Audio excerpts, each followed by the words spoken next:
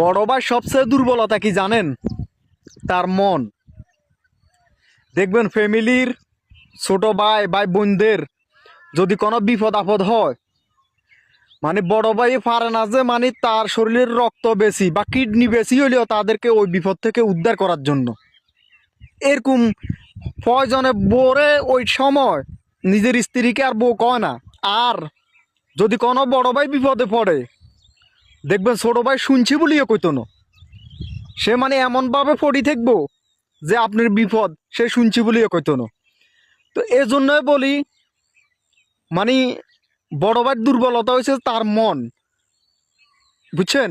আর মন এমন একটা জিনিস, নিজের হয়েও অন্যের জন্য কাঁদে। আমি এর জন্য নিজের মনকে সবসময় বেঈমান বলি। কারো বিপদে, ফ্যামিলির কারো বিপদে মানে আমি কিছু বুঝি না, কিন্তু ছোট ভাই বেড়াদার এরকম ন। বড় বড় ভাইদের কেন না আমি জানি না, আমি এরকম অনেক বড় ভাই দেখছি মানে পারে না তার নিজের জীবনটা শেষ করে দিত ওই সময়।